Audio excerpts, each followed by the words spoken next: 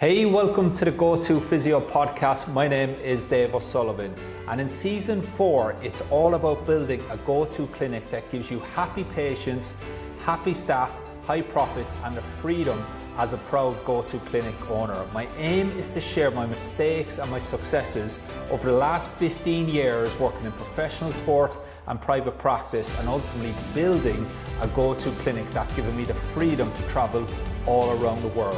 I hope you enjoy the show. Hey, welcome to season 4 of the Go-To Physio podcast. And season 4 is all about building a go-to clinic that gives you happy patients, happy staff, high profits, and freedom. Now, this is episode 2 of season 4. And on today's episode, we're going to talk about the biggest mistake clinic owners make, which causes them to burn out and actually earn less money than their staff. And I'm delighted to be joined by Paddy Mulligan, our head business coach in our Go-To Clinic Mastermind program. Also today, Paddy, thanks again for joining us. No problem, Dave. Yeah, looking forward to it. First one went well, so we can impart some more knowledge today. Yeah, so again, these podcasts, it's very, very important for me that it's real actionable information. It's not something that sounds great in theory. It's more about actually sharing our mistakes, our fuck ups, and hopefully helping a few people avoid those mistakes, because that's essentially what a mentor should be in my eyes, is someone that can actually help you avoid their mistakes to get you from where you are to where you want to be a little bit quicker.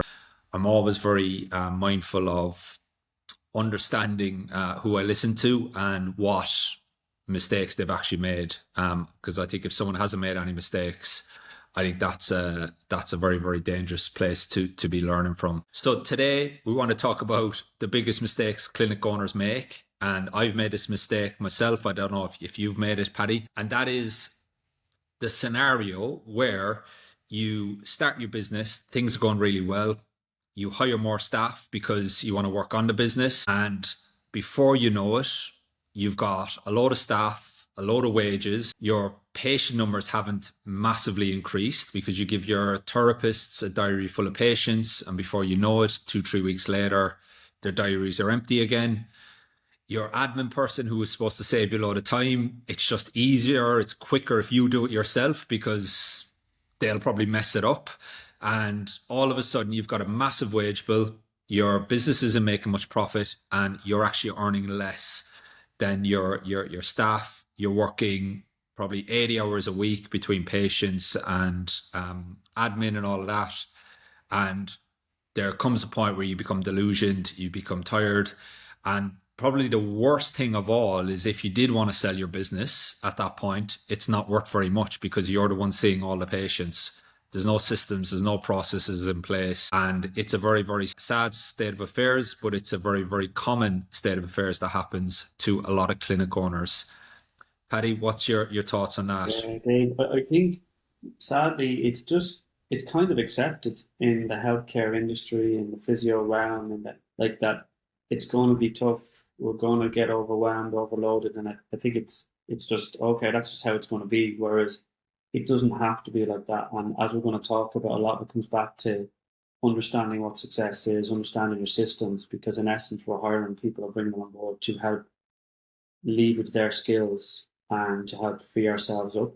But we need to have some sort of definition of success. Sometimes the business kind of becomes this behemoth, and it grows and grows and grows. And suddenly, like we say, we stop and go. I hear it so often. People say, I've got 5 or 6 staff. I'll be better off on my own. And when you hear that, you know, okay, we need to strip this apart and give clear definitions, clear roles, clear responsibilities. So for people who are maybe thinking, oh, we're talking about the bigger clinics. If you're maybe a single practitioner, 1 or 2 staff members, brilliant. This is exactly the time to start to implement that now. Because it is a little bit trickier when you're trying to unravel that and you've got lots of people who think their job is this, and then you have to change their roles and responsibilities. Yeah, there's a little bit more pain definitely to go through the bigger clinic you have, but it's definitely possible. And the one thing that we need to get really clear on, and we must understand as clinic owners, is there's actually a difference between success and achievement. Okay, so the biggest misconception And I'm actually looking at my notes here and my slide deck for what we teach in the mastermind, because this is one of the first lessons we actually teach therapists. Is the biggest misconception that society has taught us is you always need to be struggling and working hard for success. And what that does ultimately is it sets us up for a life of struggle. So a better word for what society calls success is achievement. You do this and you get that. But the problem is the reward for achievement is something else to achieve. And that's just a never ending rabbit hole. So true success for you as a clinic owner, it's not a future reward. It's actually a daily experience. And the definition of success is an optimized daily experience that's sustainable over time. Now, I first came across that in a leadership book. I'm after forgetting. I apologize. I can't give the author credit. It was a leadership book from a guy in the Navy SEALs when I first came across that. And it really resonated with me that an optimized daily experience that's sustainable over time. And I've actually, in our PowerPoint, I've highlighted, bolded, underlined sustainable over time. And that's what we need to be doing, is we need to be creating a business and making decisions that allows us to continue these actions, and that's sustainable over time. Because a lot of times people make knee-jerk reactions that's not sustainable. They do things for a week or two or even a month, but it's not sustainable over time. And success ultimately is the daily experience that you're feeling. So success, it's a feeling, it's an experience. Okay. And it's repeatable and it's constant. And I think that's really important to understand when you're designing your business. Is a better question is, how do I want to feel on a daily basis? Rather than setting yourself up for just achievements and I want to earn this much money and I want to do this, this, and this, because we all know that, yeah, money doesn't buy you happiness, okay, but it can certainly help solve a lot of problems for you, okay? But ultimately, it's all about how you're feeling. So to achieve success, you have to learn to recognize when you're struggling, okay? And you need to bring that back into alignment of what's optimal and sustainable. So the key questions here is, what emotional state are you optimizing for? Okay, and if we look at the clinic owner scenario that we just spoke about, a lot of those emotional states are stress, fear, anxiety, and a whole host of other emotions, essentially. So if we start to make decisions in our business, that's going to bring us closer to optimizing for how we want to feel on a daily basis, then a lot of those decisions almost take care of themselves. And a big thing here that I have on one of our slides is only humans can experience success, not your business. So success is an experience. It's a feeling that you have on a daily basis. Success isn't when you hit X amount of money, because that's an achievement. And what happens then? Naturally, how we're hardwired, the brain, is you're going to want the next thing. And it's just a never ending cycle. And the biggest mistake that I see clinic owners make, which is the whole point of this episode, is that your business consumes your life and you make life choices around your business. So the business is the center of everything. So you make choices around what you can do with your family, how much energy you have, social things around the business, and everything that you do in from Monday to Sunday, from the minute you wake up to go to sleep, you work around the business.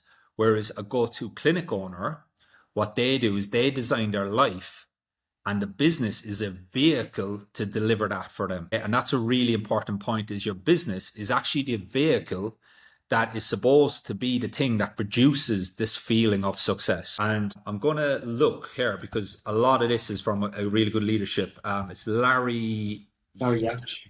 Larry Yach. Yach, yeah.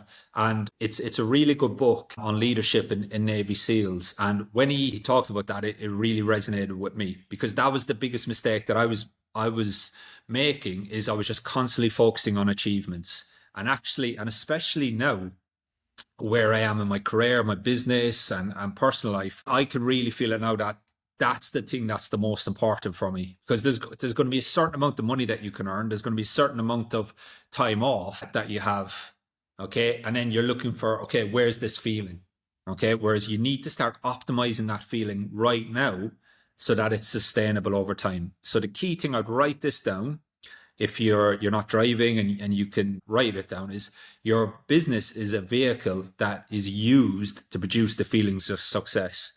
And I would go one step further. Your business is a vehicle that is used to produce the feelings of success for you and your family. So success comes from the inside regardless of the external.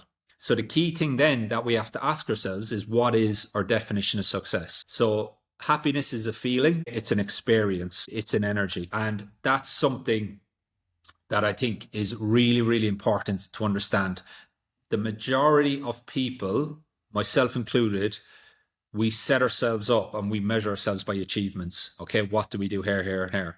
And you can earn a lot of money. Okay, you can have a highly profitable business, but you can work 100 hours a week and you can be absolutely miserable.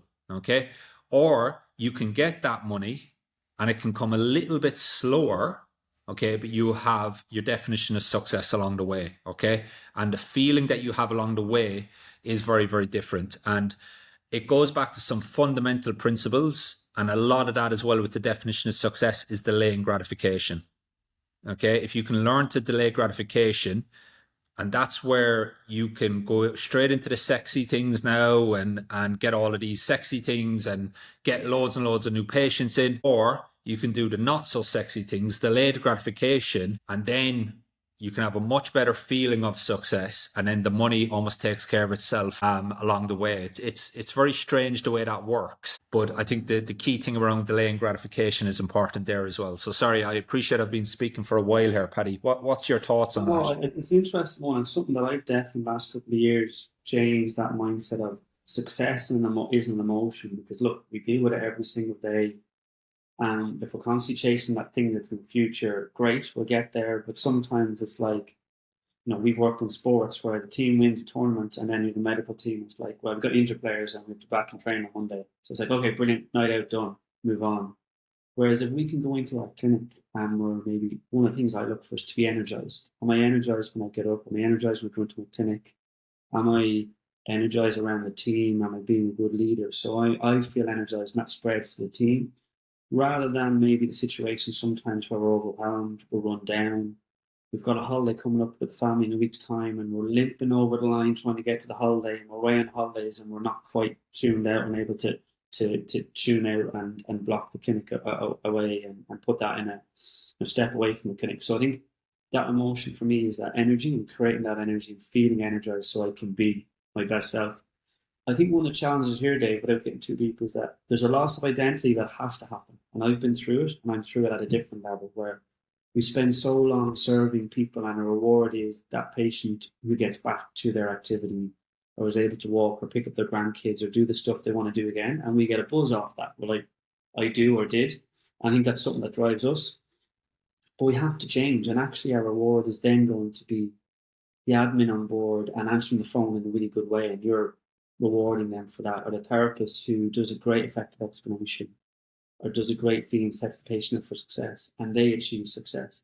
And you get energy from that, and you're rewarded because you've changed your focus and put energy into that.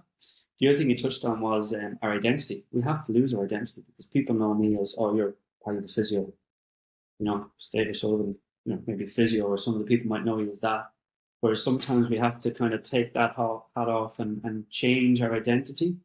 And that's part of the evolution process that goes on as becoming from a practitioner to a practice owner to hopefully getting yourself freedom. Some really good points there, absolutely. And I think the other thing that is important to be aware of as well, and it kind of ties in with the identity, is there is a change physically as well, especially when you hire staff, in that when you work on your own as a solo clinic owner and solo clinician, you have 100% of attention, energy, focus to do what you want. When you hire somebody, you've got 50% probably, or maybe even a little bit less than that. So you're 50% to yourself. And we made some changes at the start of the year with the online business, just with the model and stuff like that. It wasn't aligned with my definition of success. I wasn't enjoying the way we were going. We had kind of model was like sales calls and stuff like that, because as you scale a business and then to get to the next level, more people and all of that. And it was the complete opposite of my definition of success. And that's when I went around. I want to change the model in the academy. I'm not happy with that in terms of how it's making me feel. And when we let some staff go, and I left a few staff go, the business just went like that. And what I realized is instead of myself operating at 40% or 20%, and then 80% of my attention is worrying about every other staff member, is I was actually able to get back to performing at 70, 80%. And then 20% of my time was with Shane, my manager in my clinic and my head physio.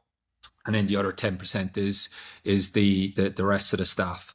So when you hire staff, if you don't onboard them right, if you don't train them right, if you don't manage them right, they can significantly take your energy from you and your focus, your attention, and all of a sudden you're not operating at 100%. You're operating at a fraction of what you are, your output and how productive you are. So I think you have to watch that as well.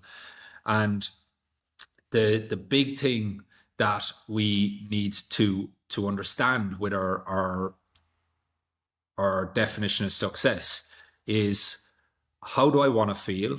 And if I'm not currently feeling that way at the moment, what needs to change in order for me to feel that way? And it is absolutely possible. And it's interesting with you, Paddy, you mentioned that word energy. I've got 4 particular feelings that I want to feel. And again, it's probably getting a bit vulnerable here, but joy, equanimity is one, and it's one I'm working on. Okay, where I can just stay calm without being too emotional, whether it's a good or a bad experience. I can just accept it for what it is. It's a skill I'm working on constantly, and I've got a long way to go on it. Joy, equanimity, energy, and love. Okay, they're the 4 emotions I want to feel, especially when I get home at night. I want to be present with the kids and actually feel that emotion there, as opposed to being distracted with the business. And I think that's part of your evolution process. And if we're to challenge people, there's an ego piece here. We talk about this where fucking get over yourself. If you want freedom and your vision is to get freedom or to have more time with your family, and the roadblock is that you're micromanaging staff, you're hiring the wrong staff, you're not onboarding them properly, we have to take a look at ourselves and go, okay, there's my definition of success. Here's a daily experience. And a lot of the problems come back to ourselves, and we're the roadblocks. And that's what we learn as we go along the levels, isn't it? So as we evolve, is that we learn that actually, hang on, it's not that team member, it's actually me. It's my fault. Maybe I didn't onboard the person right. Maybe they weren't the right person for the role. Maybe I didn't give them clear roles and responsibilities, whatever that might be. So there's what you've talked about there. There's the introspection bit where we have to go, do I need to evolve, and do I need to be a better person, and do I need to let go of things in a structured way? And that's when we tend to get the next step along the ladder. Absolutely. And you're 100% right. Everything in our business at the moment is a reflection of our decisions that we have made. And we are 100% responsible for that at the moment, whether we like it or not. So I want to finish this episode with giving some practicalities, Paddy. So in terms of applying this information, because again, we got quite vulnerable, a little bit, I wouldn't say fluffy, but it's really important. But in terms of taking that now and using it this week, the first thing that I would do is get a blank piece of paper and I would write the question, how do I want to feel on a daily basis? And then I would go, that's essentially the definition of success, just like the whiteboard behind you with your effective explanation. The first thing that we do when a patient comes through the door, what's the definition of success of working with us? We want to get clear on that. What are we optimizing? Our assessment? What are we optimizing? Our communication, our hands-on treatment, our rehab towards for the patient? Exact same thing for you in the clinic owner. What's my definition of success on a daily basis? How do I want to feel? Where am I now? Where am I starting from? What's the gap? What needs to happen in order to get from point A, where I am now, to point E or F, which is the definition of success? And then I just chunk that down into smaller steps that need to happen. And as you said, Paddy, a lot of it, which we're going to talk about in future episodes, a lot of it's going to be people. If you want freedom, you need people. And people usually mean problems, okay, unless you have structured systems in place.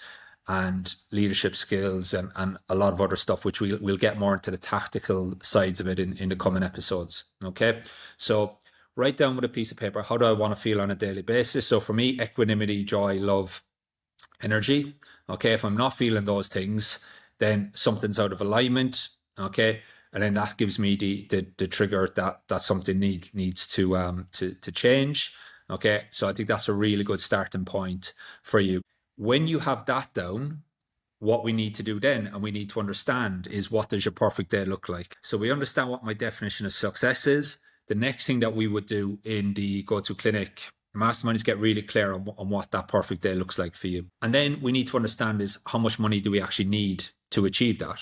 Okay. What do we need in order to be able to live that life? Once we have those things clear, then we can start to get to work on what actually needs to happen. But spend that little bit extra time this week getting clear on how I want to feel on a daily basis, not I want to earn XXX. That's an achievement. Okay. And I think that's the biggest mistake we make when we do exercises like this is I want to earn this much. I want to do that. I want to have this. I want to do that. That's an achievement. We need to understand from tomorrow, or from today, even better, how do I want to feel on a daily basis? And then we can start to create it. Now, what you're going to find is you're going to delay gratification a little bit. It's going to be a little bit slower. Okay. But the rewards on the back of that are massive, but also your quality of life from today onwards is going to improve significantly as well. Paddy, anything to add in regards I think to applications? take action, do it. Really simple. A4 page. Put down a couple of emotions that you think are relevant to you at the moment, and then map out a couple of steps. Like, let's not overcomplicate this. Being open, honest. For me, success is energy and being present. A big thing that is important to me at the moment is being present when I'm with my family, when I'm with my kids, when I'm with my team, and also rewarding yourself along the way. When you catch yourself doing something right, we can be very hard on ourselves, but sometimes you have to catch ourselves or our team, on top of that again, doing something right. We go, actually, hang on, I did put my phone aside, play with the kids until they went to bed, and I was present. That's a step in the right direction. This isn't going to be perfect. This is version 1.0, but Yeah, really, absolutely. really, really encourage you to have a go at this. Just do it on one page, and it's a start. It's the first round of your first offering of this, if you're not doing it already. Yeah, and it's absolutely possible. And actually, the fact that you've said that there, I'm just going to read out a quick message that we got from Liz, Mm. who Yeah. passed the 2 week holiday test. So again, Liz was exactly in this state prior to work with us. Hey Dave, I wanted to send you a quick thank you message. I'm back from being in Italy, 2 weeks out of the clinic, didn't check in with them. They didn't need me, and I wasn't worried about my finances. I never thought I'd be able to do that when I first started out with the mentorship and then the mastermind. So one of my big goals, my next big goal, is an Oz trip. Just want a big thanks to you, all your staff, especially Paddy's helped me massively in the last year. Got 2 great messages from clients about Toby and Connor. Actually, I need to text Colin to see how we get on with Connor. That's my brother who went to them for some treatment. So Liz was on the exact same roller coaster. She started out actually when she started working with us, solo clinician, wasn't she, Paddy? Yeah, years ago. And Yeah. you've done a fantastic job with her. She, I think Liz won't mind me saying, but Liz is open to being challenged. Liz will challenge us. Sometimes, like any business owner, there's roller coaster. And as we touched on in this in the previous podcast, sometimes as people, our emotions go up, so intellect go down, and we can make rash decisions. But that sounding board of having us as coaches in the mastermind or her peers going through similar problems, it can just diffuse the situation, get a clear outlook, and go, okay, I'm going to make a decision here. I'm going to delay a decision here. So, to be fair, Liz, she's taken action. She's challenged herself, got out of her comfort zone. And this is the first step of a journey that I know Liz will go on to even bigger things. And we're pretty confident with that. Yeah, absolutely. And I think that's possible. It's possible for anybody to be able to switch off for 2 weeks. And I would say it should be a necessity that you're able to do that with your business. And if you can't go away for 2 weeks now and the whole thing fall apart without you, then that's probably not in alignment with your definition of success. So do the actions, take out the piece of paper, get clear on how you want to feel on a daily basis, and then start to look at the gaps, and then what's the next logical step in order to get one step closer towards that definition of success. I think that's a really good point. Thank you as always, Paddy. Next episode, we're going to be talking about the two most important numbers that clinic owners need in order to gain true freedom. And that is very much going to align with this conversation today. So now that you understand your definition of success and how you want to feel, what your perfect day looks like, now we need to understand the realities of it, okay? Because we can do all of that stuff, we can visualize and meditate, but actually now we need to actually understand what needs to be coming into the business on a weekly basis in order for us to actually be able to do that in reality. And that's where we're going to start to talk a little bit about the financials and the importance of a couple of big numbers that we need to get clear on. All right, Paddy, thanks for joining us. I'll see you next week. Thanks for tuning in to this week's show. I hope you enjoyed it. Now, if you'd like a free copy of my Head Physio Systems 6-step checklist that I use to personally audit my own therapists to make sure that they can keep patients progressing even when the pain is eased, so that we can ethically increase our patient numbers, our revenues and referrals, head over to www.thegotophysio.com/checklist and I'll get that sent straight over to you. That's it for this week. I'll see you in next week's show.